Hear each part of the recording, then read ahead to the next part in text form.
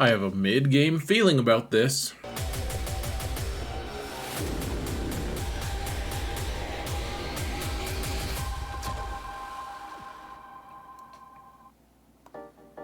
Hello everyone, and welcome to another episode of SITH Prevails. We're going to do a mid-game return guide, which is something approaching, like, you quit for a while, and you came back, and you're not current, and you don't know what you should be working on, and there is mass confusion on your end. This is not a beginner's guide, though. This is something maybe I will be looking into. This is something for me to show you guys what I'm doing as well. You can follow along with me on my Prevailman account, which is a 4.2 million GP account, and I'm going to be doing a lot of stuff. Like, I was really doing well with this account when I quit 300-ish days ago, and I am not current at all right now on anything, and so I'm going to show you guys what I'm doing to try to revamp my roster, and it's going to be like so profound, guys. Well, it'll be found at least. Like, you guys already found it. I don't know, like, pro is super stressful to try to live up to. So, but I do want to say thank you to all my patrons. You guys are amazing. Thank you so much for everything that you do. You guys are all amazing, and you're champions in my book. Champions of what? We don't know yet. I'll get back to you potentially. You guys are awesome though. Thank you so much. And just a reminder, folks, if you want to support this channel for free, all you've got to do is like, subscribe, comment. Help us mount the algorithm. The mid-game, we're going to be riding into the sunset of the mid-game, guys. I'm actually thinking about doing a let's play every Saturday or something, releasing one, just to show you guys how my Prevailman account is shaping up, kind of updating it, show you guys what we're doing and how I play that account. So, with that being said, let's jump into the actual guide, shall we? Here it is. We've got the STARKILLER Foundation is what I'm calling it, or you could just call it like the midlife crisis guide, something like that. And it's everything based around STARKILLER. There's not a galactic legend in here, and there's a few different reasons for that. First off, why? First, I guess you need to know what you're going for. And honestly, if it's a mid-game guide, a lot of people are going to have a specific galactic legend. And if I'm like, hey, you guys, just work on this galactic legend, you might already have that one and find it totally irrelevant.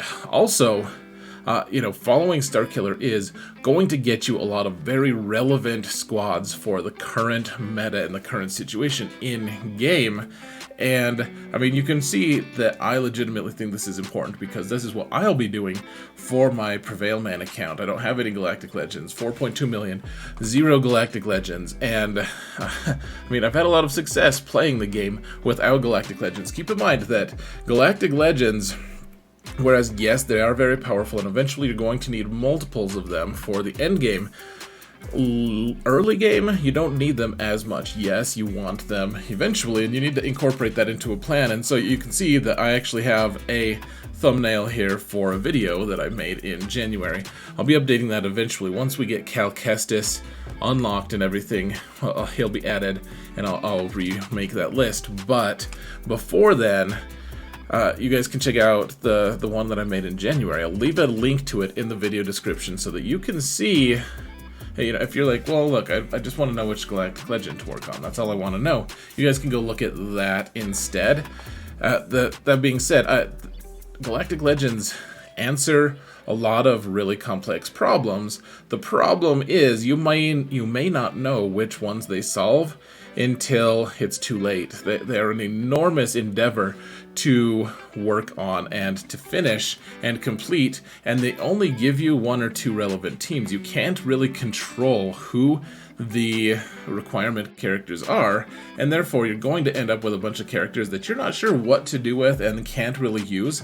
This guide is going to show you which characters you're going to want to farm and how they can be used. Like, they're all very relevant teams, and they're going to help contribute to a really strong foundation to be able to succeed in the game long term.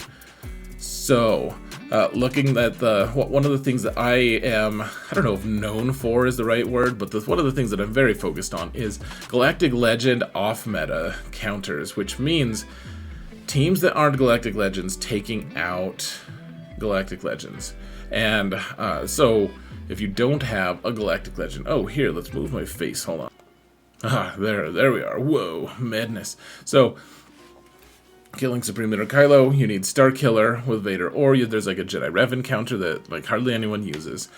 To kill Rey, you need Starkiller, or like some versions of like General Skywalker variant. Now this is all in GAC. In Territory Wars, the list is a little bit different, but Territory Wars, it's all very specialized and weird, and I wouldn't recommend working on Territory War builds right away until you kind of have your feet under you. Now, Jedi Master Luke, you can kill him a few different ways. Starkiller, or with Dash and Vandor, or with Traya. There's probably a few other ones that you could use. Those are the most obvious ones. Jabba, you can probably only, that Jabba doesn't have really an off-meta counter right now, which is a little bit frustrating. Probably good enough. Like, I've heard that Afra works, for the Dash can work, but for the most part, I would say Traya kills the ads, and then you have to like finish Jabba off with something else. Sith Eternal, you can use Starkiller, you can use Wampa, you could use General Grievous. I didn't put that on the list apparently. You can use General Grievous on Jedi Master Luke as well. Jedi Master Kenobi doesn't really have an off-meta counter.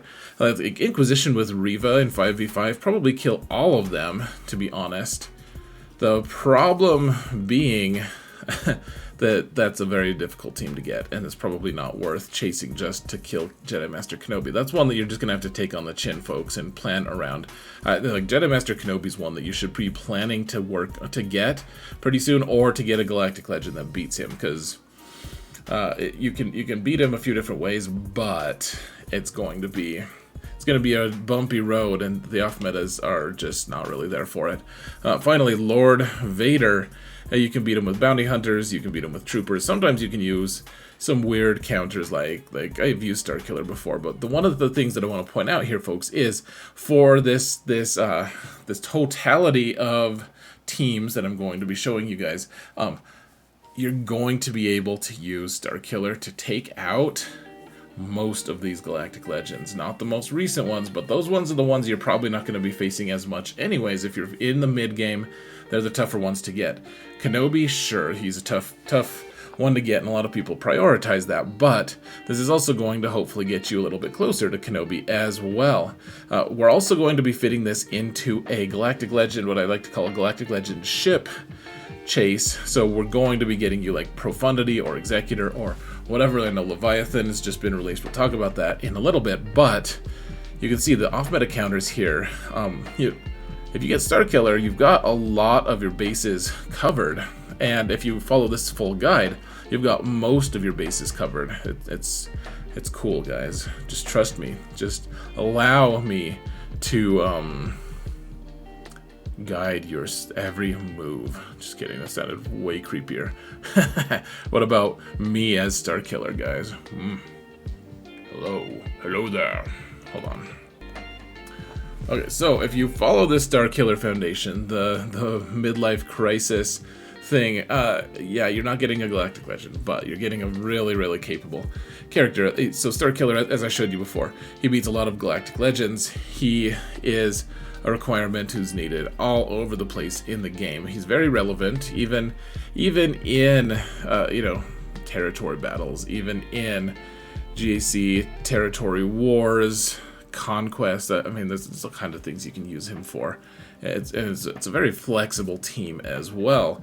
And then what you get from that, folks, is you also get a bunch of other like branching off teams. So you get a Dash Rendar team. You get a team that uses Darth Talon, a team that makes use of Kyle Katarn, and I'll show you guys all of these as we move along. So, you're going to be building, like, using all the characters from the Starkiller build on the rest of your roster. And the thing to keep in mind here, folks, is I wouldn't advise this for a new player, because new players probably don't have like some of the really basic foundational teams like Bounty Hunters, Commander Luke, the Revens, etc. Those are pretty foundational. These ones are all going to kind of plug into your roster and help you figure out what you want to do, what you're about. So first off, we have the Starkiller team. Now remember, these are all branching back to way back here where, you know, these are the primary teams. Like these 5 teams are the primary ones. Well, I should say these 4 teams, because the middle one is just requirements. So the first one is the Starkiller team. So you have a Palpatine lead, Mara Jade, Old Ben, and Rey. And the idea here, Jedi Training Rey, I should say, hooray! Let's just rhyme all the things today. But we have Palpatine and Mara Jade, which Palpatine is one of the earliest unlock characters ever. He requires rebels, like not very good rebels, and you can unlock him. And so he's also a requirement for Supreme Leader Kylo. Eventually, if you want, he's a pilot of a decent fleet, and he's an amazing lead. You also have Mara Jade, she's the requirement character for Starkiller anyways. She's really fast, one of the fastest characters in the game. She's really, really strong with Palpatine. And then for your Jedi, so Starkiller requires, on his own team, he requires a Jedi, a Sith, and then two UFUs, unaligned Force users, which are going to be, you know, like Mara Jade or Jedi Training Rey. Now, Old Ben is, you know, he's a good Jedi. You can replace him with Mace if you want. Mace a lot of times is going to want to slot in with either like one of the Galactic Legend teams or with like Jedi Revan, but I do think I prefer Mace to Obi-Wan Kenobi, or to Old Ben, for a few different reasons. They're both pretty good, but Old Ben is a requirement for Jedi Master Luke. And remember, we're also looking for long-term viability of all the characters, right? Like, it's not enough, in my opinion, to, like, you're behind. You want to get ahead as much as you can and, you know, catch up. And so I want all of the requirements to be relevant and strong for you in other places, so that when you go to say, okay, fine, I'm ready to get a new Galactic Legend, you already have some work toward it. Done. All of the characters here, they're not just wasting your time on one single team, they're also kind of double dipping, and that makes it so that, you know, Mara Jade, yes, she only goes with Starkiller, but she unlocks Starkiller, and then she can be used on a team. Emperor Palpatine is on the team, but he's used to unlock Supreme Leader Kylo. And so that's why I have Jedi Training Rey here selected as the last one. You don't have to do it, and she's not like super special and amazing on this specific thing. However, I will say, like, this team isn't gonna like, oh my gosh, we have Jedi Training Rey, this is like, we're broken. The thing that's nice about this is that it's a Jedi Master Luke requirement, and it's a Rey requirement. I didn't write that down here, but it's a Rey requirement as well. You need Relic 7 for her on either one. And then, like, her unlock is not that difficult. You do need to work on some weird outside characters, and I'm going to be doing that on my Prevail Man account, because, frankly, Visas Mar is a worthless sack, and as soon as we find a new Lasufu, light side unaligned Force user, I'm going to just ditch her. I just want to ditch her while she's like gear 0. I don't want to have to farm her and work on her. So that's why I'm doing Jedi Training Rey, because she helps with things along the way. You can also get, if you wanted to, you could do Stick Rey. That's another alternative. Or if you don't have a Commander Luke team, you could put Commander Luke here. It's kind of strange, but you could. My other alt account actually puts Ben solo in, because I unlocked him from Conquest randomly. Alright, so the next team, we have Dash Scoundrels, and this team has been so strong and so full of utility, guys. You need Vandor Chewie, and that's the one awkward one, because he isn't required for anything, at least not yet. He has a few, like, nodes, I suppose, in the territory battle, but nothing too crazy. The thing about Vandor Chewie is he is a really strong plug-and-play character, because he's light side, and he keeps your opponent, or your entire team, from getting 25% of the damage done to them just by having a buff on the team. It has to be light side characters on the team, but he still buffs everyone and keeps everyone from taking damage. And actually, now that I'm thinking about it, I wonder if that's also for dark side. I don't remember. He won't revive dark side. I think maybe he prevents damage from dark side. You guys can look. But okay, so Dash himself as the requirement character to unlock Supreme Leader, to unlock Starkiller. He is a pilot required for Profundity. He's also like he's the best ship on the Profundity fleet, which Profundity is currently, it won't be in a couple months, but it's currently the best meta fleet in the game.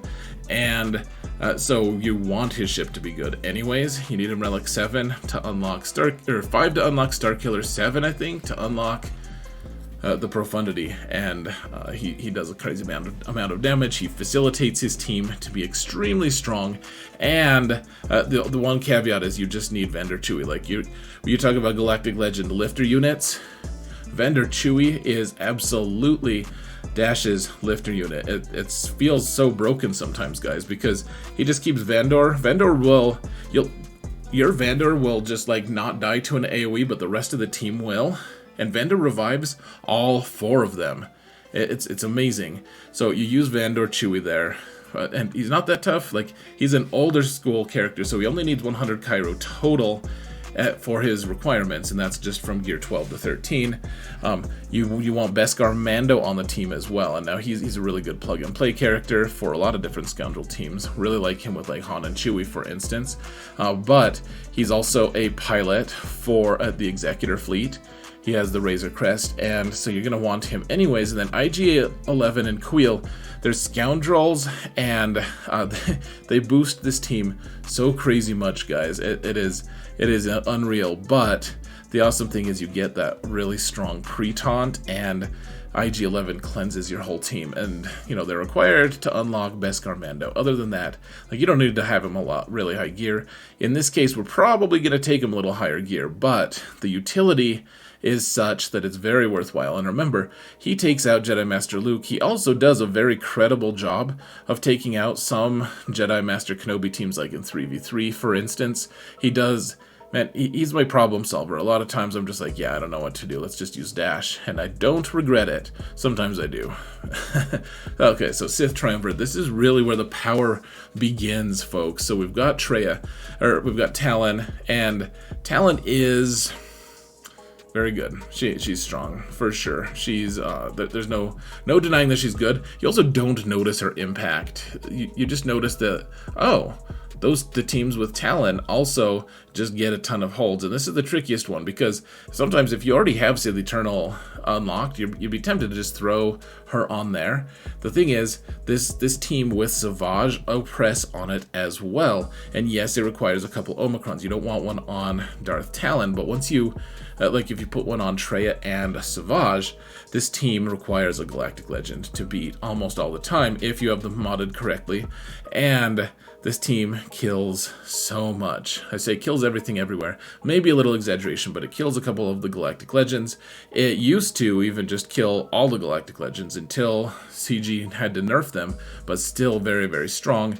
Really good in all the different game modes, and it's a team that's worth it's worth investing in, guys. You need Sith. Sith are one of the gateway teams, like one of the really premier factions in this game, and so you can, yeah, you can totally work on making this team really strong. No, they're not required for anything else except for just dominating the rest of the game. Like I guess it, like in some ways, yes, I'm asking for you to work on characters that, like, yeah, you don't, they're not requirement characters. Eventually they may be, however, they are characters that are going to help you. They're required to help you destroy things in the game. And I don't think I've ever heard anyone say that they regret working on this. Also, I guess the one thing I will point out is, no, they're not required specifically, but they also help with what's, what are they called? Proving grounds. It's so dumb because, like, endgame players aren't allowed, who already have the characters, can't even participate. So I don't even know the name of the stupid event, but apparently proving grounds, the Sith trio is the thing that helps you unlock the TIE Interceptor, which is also a very, very good ship that you really need to be able to work on as early as you can. This is one of those teams that's going to help you with that as well. And that TIE Interceptor, you can't use even Galactic Legends to beat. Apparently, it's like Treya or nothing.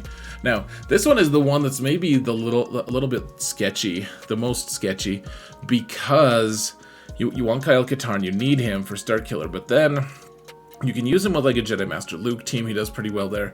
He also does pretty well on a Mon Mothma team. However, we don't know for sure yet. We'll have an announcement in a week or two what Saw Gerrera does and what squad he's in.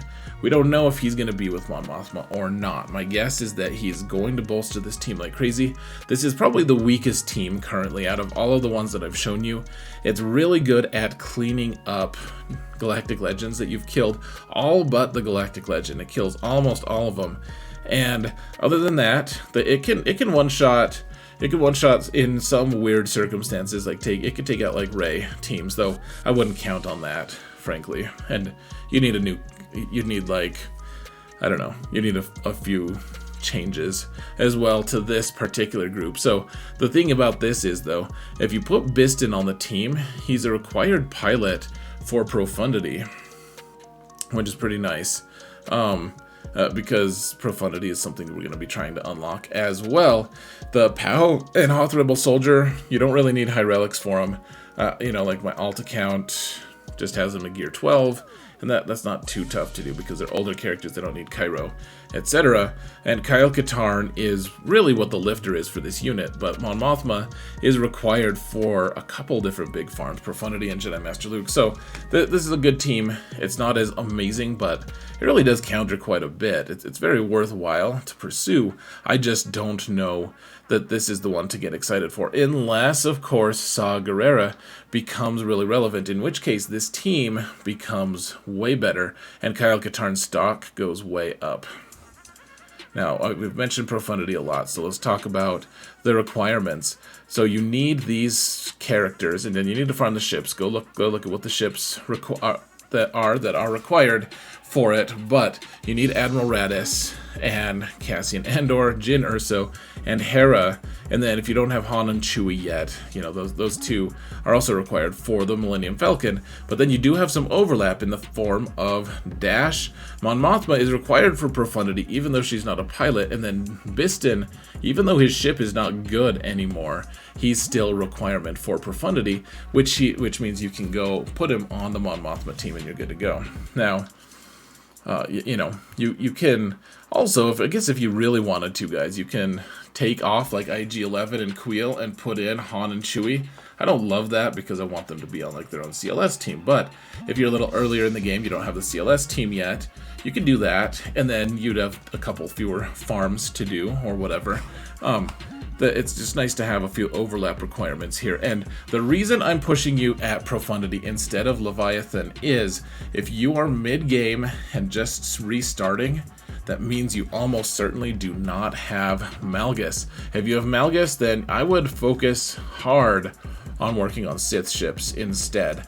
However, most people aren't going to have Malgus. This account does not have Malgus, and I don't have a way to get it for several months. 17 months is what it requires to unlock him without spending crystals, and I mean, it's still a lot. Like it's like 9 months to unlock him through the unlock events that I can't remember the name of. So